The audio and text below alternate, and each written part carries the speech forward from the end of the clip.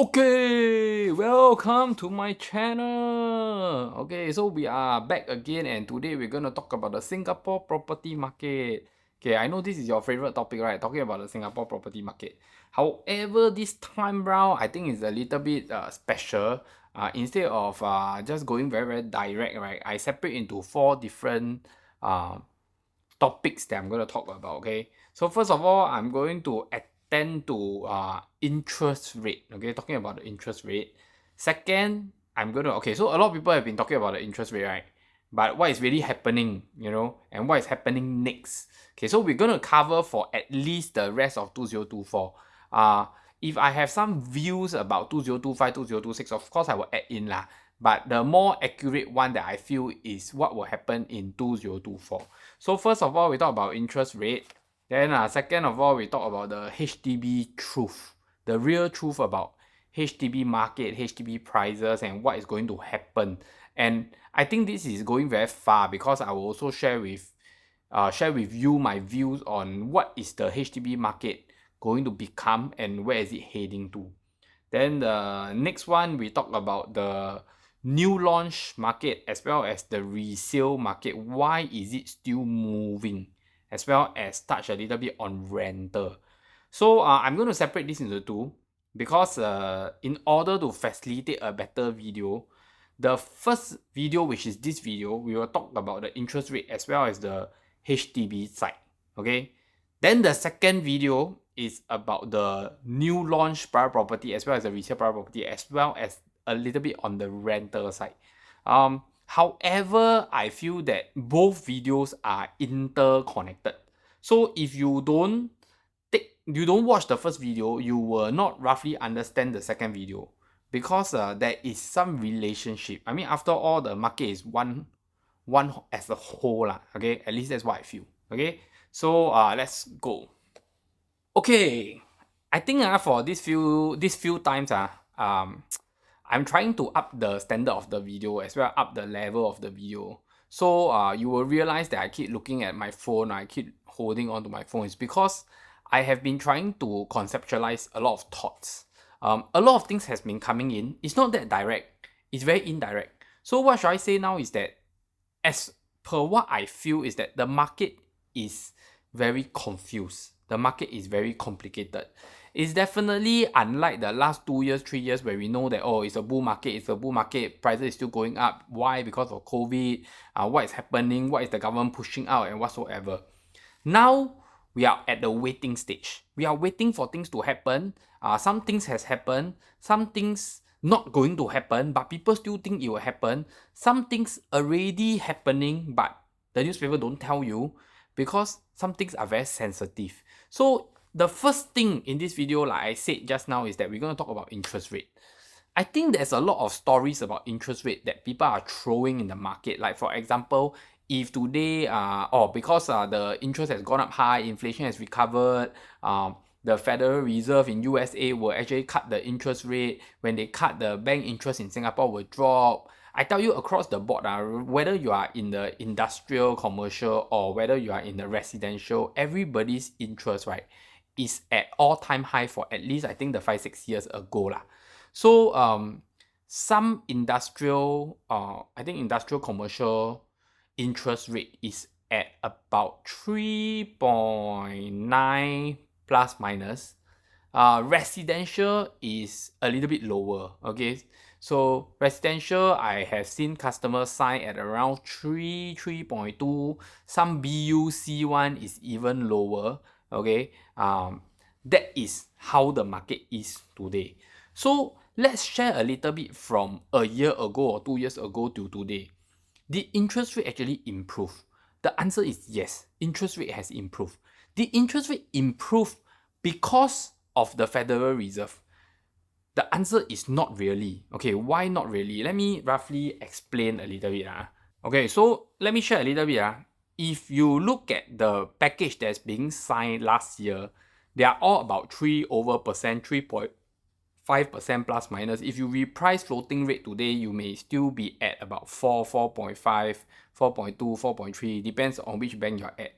However, if you look at it today, right, the customer that is buying BUC or they are buying resale, private property, or even HDB, I think the interest has been floating around 2.9 fixed or 3 fixed.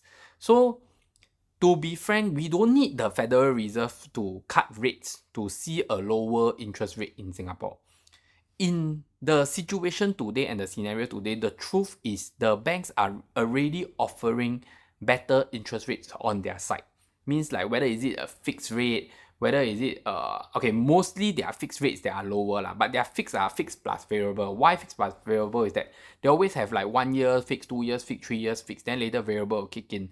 Then within this lock-in period, it will be fixed. Then later variable kick in. So this is how their fixed package work. So if you feel that, hey, Aaron, the Federal Reserve is not going to cut rate, interest rate will not drop, it's not true lor, because even the Federal Reserve today, they I think 5.25 or something, the Singapore residential interest rate for purchase, new purchase, means like you buy a new house, not repricing, means you buy a house today, on the residential side, on the resale side, or the BUC side, they are all already below 3. I think BUC is a little bit lower. However, the risk assessment used to calculate your loan is still very high. So meaning that if the bank wants to determine how much loan to lend you for resale property, they still use 4.8% plus minus. If they use BUC, they still use 4.2% plus minus, even though they are giving you a fixed rate at 2.9 or 3 or 3.1%. Okay, so the story about interest rate is that the interest rate drop. Yes, it has already dropped, you know. Will interest rate drop cause the market to booms again? The answer, I think, is no, because the interest rate risk remain high in the market, meaning that there's still chance that the interest rate may go up in the next few months, or the bank decide that, hey, we cannot go for 2.9 because it's unsafe, then the interest rate go up. There's always a possibility there. Why is there this possibility? The reason is very simple. The uncertainty in the money market or the economy is there. So it's not just in Singapore but around the world, and it's not just about the property sector, but all around the world the uncertainty is high. So if you look at it now, I think due to the war and whatsoever, there's the shipping, import export, the container and all these shipping prices will increase, and therefore the cost may be pushed to the consumer also. So if you follow the news clearly lah. So that concludes the interest rate story. Interest rate has already lower, but that's not due to the Federal Reserve, because the Federal Reserve has already said that they will only do one cut this year. Okay, how real or how truth is it, I don't know, but they will only do one cut this year, the rest they will remain. This is what they said, I think yesterday. So while I'm trying to plan this video, a lot of things keep coming in, So that's why I say June is June is the mark for the half of the year, and a lot of things can be concluded in June. However, if you are really purchasing a property today, you will realize that you can go for a fixed rate at 2.9%, 3%, or if you go for BUC, even though it may not be fixed but floating, you're still floating at a very low rate. So this is why I say, does the interest rate really matter? My answer is no. Will the interest rate affect the market in the next few years? As of now, for the next 1 to 2 years, my answer is also no. So full stop to the interest rate story. I don't believe in the interest rate story, because I feel that there's a lot of other risks around, a lot of other things that is around, rather than just the property market. Where the property market goes depends on the interest rate. I think this story is not important now. Okay, then we come to the most important part of this whole video. Why I say this is the most important part of this video, right, is because I have always been trying to talk about this problem, and I have thought about making this video for many weeks to come, and actually maybe a month ago I have been working on it already, and I'm just waiting for the right timing to release this lah. First of all, I think in one of my videos I did say that if you talk about $1 million property today, $1 million HDB flat today, it's very common. You know, I don't know why some of the news channel, okay, keep talking about $1 million HDB flat. Every day I see $1 million HDB, $1 million HDB, $1 million. What is the big deal, guys? There's no big deal. Why? Because first of all, if it's new, okay, if it's in prime area, if it's a very big jumbo unit or a mansionette, it doesn't need to be new if it's a mansionette, they will still get 1 million, you know. Why? Because the 4 rooms today are already getting 600, 700,000 plus. The 5 room today are already achieving about 800 plus in the non-prime areas. So why is it something amazed that, oh, the prime area is getting 1 million? It's very common, you know. So it boils back down to the age, the location, and the place you are buying, you know. So there is no big deal about $1 million HDB flat anymore. But the thing is the HDB market a sustainable market or not? So I want to talk about this is because, first of all, let's straighten it lah. Let's straighten it, okay? My view is HDB is not for investment. I have been hearing comments like this on and off, and people are telling me that, hey, you know, Aaron, I feel that the HDB prices will go up again. HDB won't lose money. You know, HDB will continue to go up due to inflation. And you see what happened for the last 4-5 years. HDB prices have gone up. 4-5 years ago, it was only at 500 plus thousand. Now it's already 600,000. So even I think, and they were telling me that, oh, this is why people are willing to go for $1 million HDB flat, because they can still earn money from it, and to pay $1 million, you can get that kind of space in the prime area. What's so no good about it? I don't agree, guys. So you cannot take what happened in the last 4-5 years in the COVID era to determine what will happen to the HDB market in the next 10 to 20 years. Because if you look back to history, HDB prices went up due to one thing, due to inflation. And every time it went up, every time the prices for HDB goes up, our chicken rice price go up. So our chicken rice from $2, $2.50, $3.50, now I think some places already at $4.50. That's it lah. Maybe we talk about the lower end one. We're not talking on average lah. We don't talk about those very expensive one, $5-6 also have. Very standard. Actually, Zapgui call also have lah. $15 also see before. Okay, so the thing is, the HDB prices move along with inflation. If your chicken rice price go up, your property price will go up. However, we need to remember one thing. There is still this thing called the lease. All HDB flats has a 99 years lease. So if you look at it, right, the 99 years lease are always affected by the age of the buyer, the percentage of CPF that the buyer can take, the amount of loan that the buyer can take, and the amount of grant that can be given to the buyer for the EHG. So all these things are calculated based on the age of the property. I want to share with you a story. 15 years ago when I entered the market, I think at least for 5 to 6 years, I never ever hear anybody talk about how old is the property. No property agents, no buyer, no seller talk about how old is the property. They just transact, they just buy what they like. They don't care how old is the property. That was the era about 10, 15 years ago. However, at that time, the age is already counting. The time is already moving. Everything is moving. There's nothing that stopped. This thing about lease and age of property has not started recently. It started long time ago. Some of the property started 20, 30 years ago. So people are not aware of it. People are not focusing on it because at that time, the age of the overall property in Singapore is still very young. So people don't care how old is their property. People don't care because it doesn't affect their CPF, because it doesn't affect their loan amount. But recently, in the last 5 to 8 years, people start to talk about it. People start to talk about HDB, the CPF, even the government, the parliament talk about it, talk about the list, talk about how they're going to change this and change that. And then because of that, they have a bala table, and then they talk about it, they discuss how they're going to, what are the changes. Then recently, there's a chart that come out and whatsoever.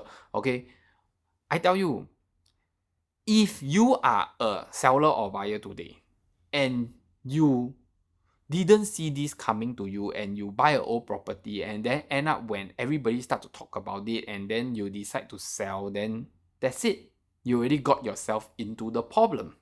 So we have to understand that things that are not being recognized doesn't mean that that problem is not there. It's just that that problem has not been explored or that problem haven't explode. So people don't talk about it. But the problem is already there. So this is why I want to share one thing is that if today you look at the HDB market today, it's very normal in the HDB market for properties to become, the price to become lower if the property become older. So it's a norm. It's a norm. Throughout the whole of that 10, 20, 30 years that we have in the history of HDB or even more, property prices actually have a comparison between age. So it's very difficult, or if size to size, location to location, it's impossible. I would say that it's impossible to have a newer property to be cheaper than the older property. So the older property will always be cheaper.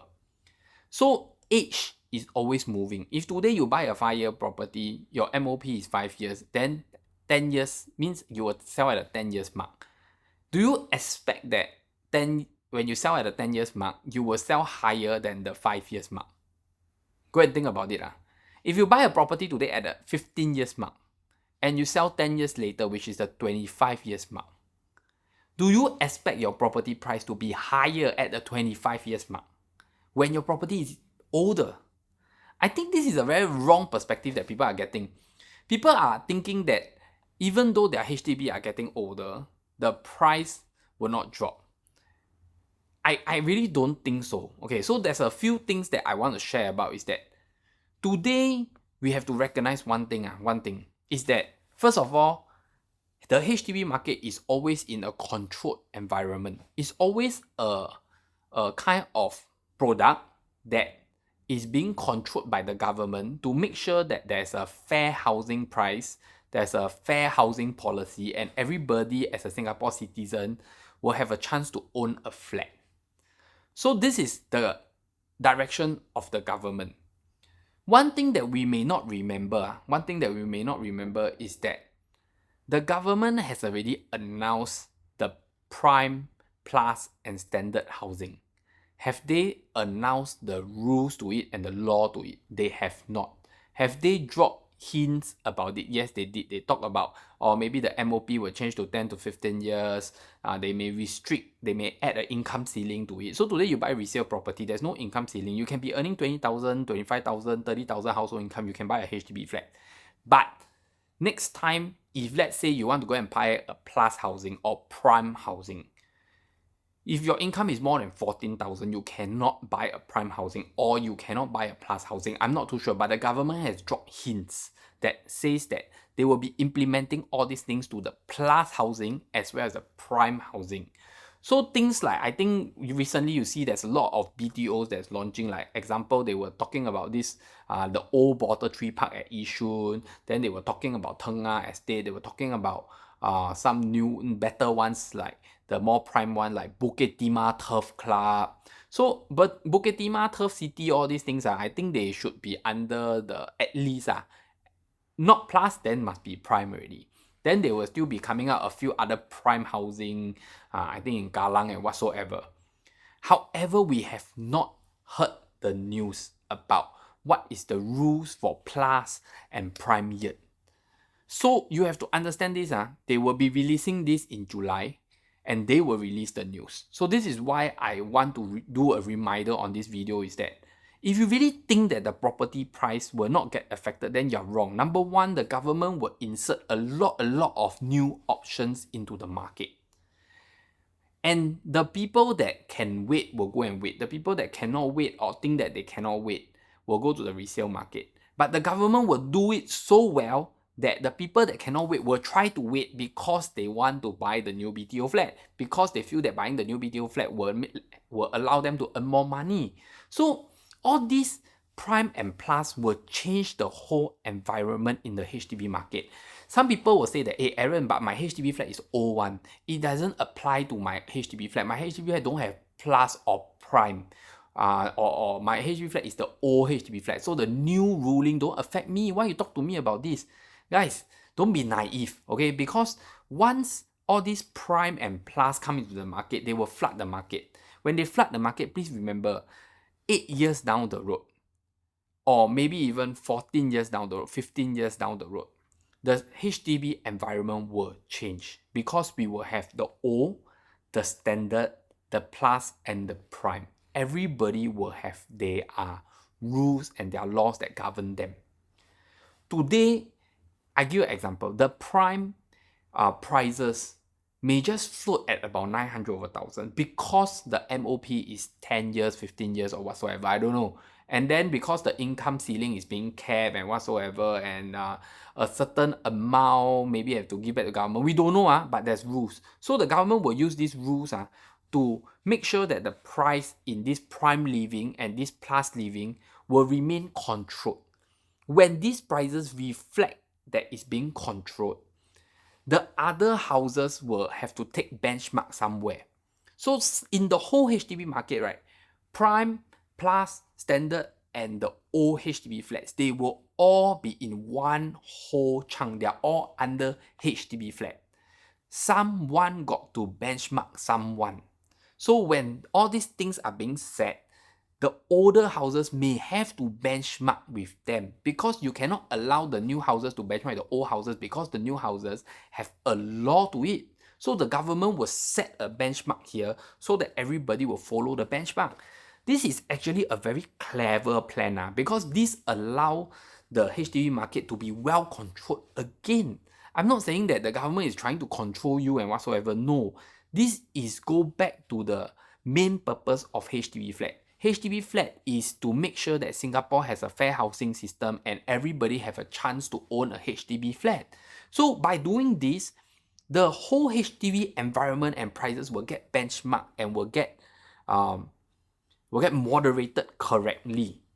And once it get moderated correctly, this is where those people that thinks that, hey, I want to buy HDB flat to earn money, I think the times will be gone.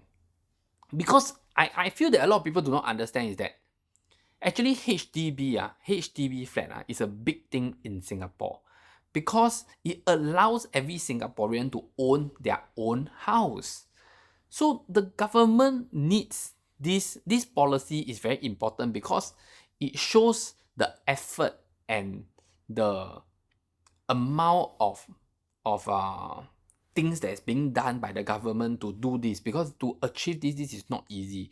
This is like a milestone. This is like something important for the Singapore government, for the country of Singapore.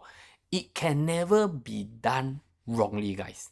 If this is done wrongly, then that may be the end of the government, or this will be the end of Singapore. Okay, disclaimer, I'm just giving you an example. Okay, disclaimer, please do not anyhow say that I say the government jialat area. No, I never say that. I'm just saying that this is a very important part of the whole Singapore system.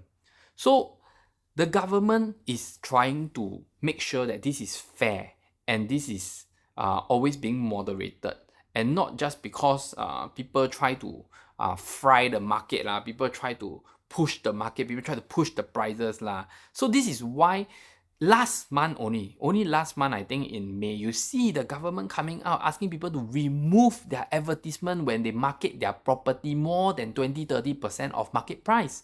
And if they deem that you are trying to fry the market or push the market out and post a misleading property advertisement, they're going to investigate the agent, they're going to interview the seller, they're going to do something about it. They want it to be removed first. And to be frank with you, the real estate companies has been sending a lot of messages to their agents, telling the agents that, hey, you cannot do this, you cannot do that, because the government is telling them that you're not supposed to do that. And the recent HDB portal has also tell you that you cannot post a property price more than 10 or 20%. If not, they will remove your listings, they will remove your advertisement. So you must understand this. The government is putting a lot of effort to moderate the HDB market. So please do not take HDB as an investment product.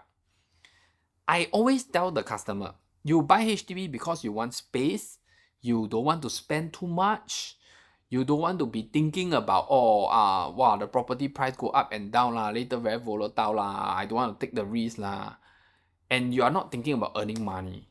You are thinking about buying a place and hope that it doesn't lose money. I think that's good enough.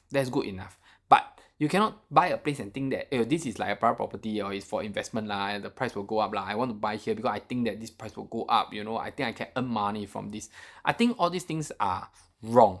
And if you look at it, the invention of ABSD is also very beautiful, because the invention of ABSD will not allow the consumer to buy a HDB flat, then rent out the HDB flat and buy a private condo and stay. Because by doing that, you need to pay ABSD. So in order to protect this, the government come up with ABSD so that people don't do this. People don't go and buy their HDB flat, then stay 5 years, then rent out, then go and buy a private condo. Then end up, everybody use their HDB flat as investment and rent out their HDB flat. This is wrong. The government also come out. PR buy HDB flat cannot rent out regardless whether they meet MOP or not. This is also to protect the HDB market. So there's many rules that the government has come out to protect the HDB properties.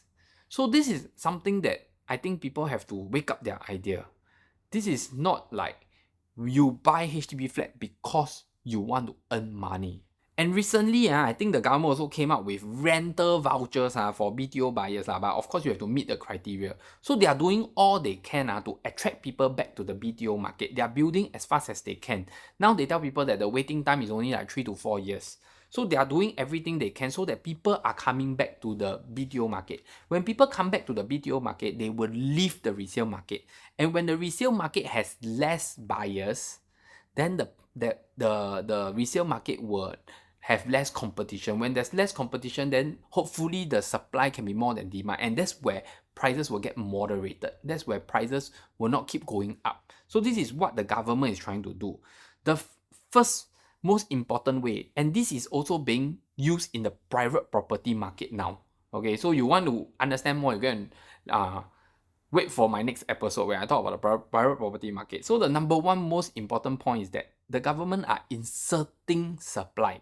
By inserting supply, okay, the resale property market, whether is it HDB or private property, will not fly.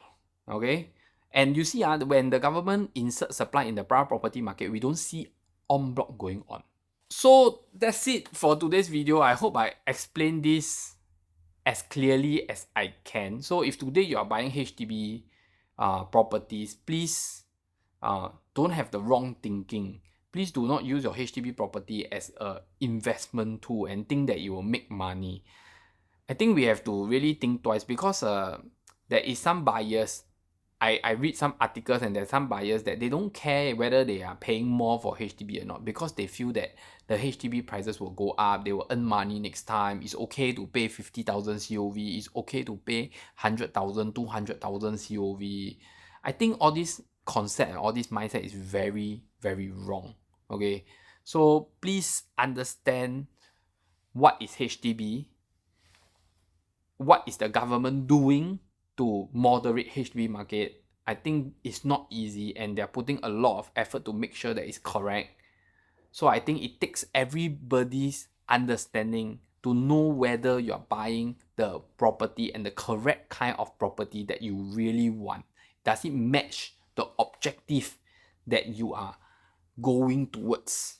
Okay, so hit the like button, subscribe button. I see you in the next episode. It takes a lot of effort just to make a video. It takes you less than 1 second to click the like button.